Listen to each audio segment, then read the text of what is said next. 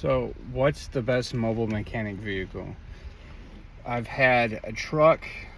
I had like a $35,000 truck when I had it all wrapped, and I didn't really notice that it was getting me more customers. I ended up crashing that truck.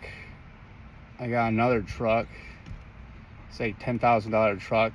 The problem with the trucks is that they use a lot of gas. If I drive in 700, 800 miles a week as a mobile mechanic, I'm spending like $200 out of my pocket just to pay for fuel. So what I got is I got a little Hyundai Accent. It's a 4-cylinder stick shift, and I took out the front seat and I just put my stuff in some buckets. I got back here, I got my pliers. It's a hatchback, so I have a tool set, and I have all my special tools are in cases, and I put it in the back.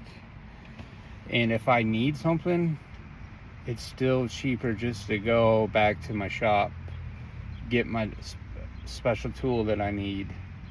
This thing gets 35 miles a gallon. $25 to fill up. I fill up maybe twice a week, so I'm spending only $50 compared to $200 some dollars a week in fuel. And as long as you can keep it organized better than me, this is the best way for a mobile mechanic, is in a car, a 4-cylinder car. You're gonna make a lot more money. People just want their car fixed. They don't care really what you pull up in, as long as you are knowledgeable, you do a good job, they will call you back 100% of the time. The way to lose customers though is not returning phone calls, not answering the phone. They'll flip out and they will not call you back if you don't return their call at least within 24 hours. So make sure that you're answering your phone, make sure that you're returning your phone calls, at least texting them. I do all my booking and all my scheduling at nighttime, and on my voicemail I left a message saying that, hey, I can't come to my phone now because I'm working on a vehicle, please leave me a text. So that way I could do most of my communication through text. You don't have to answer right away. It gives you a little more time to look up the parts, because people will call and say, how much is to replace this part? Well, you don't know how much the part costs at the top of your head. You don't know the labor or what needs to be removed or what's going to be in the way. So you can't realistically even give them a quote.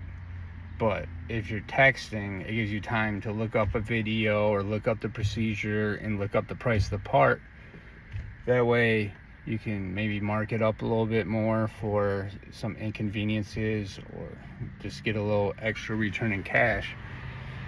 So you don't want to rush quoting a customer. Once you secured a customer and they're happy with what you've done, they will call you back every time, and also they're going to give your number to all their friends. You're going to find out very quickly, if you're a good mechanic, that you're getting more calls than you know what to do.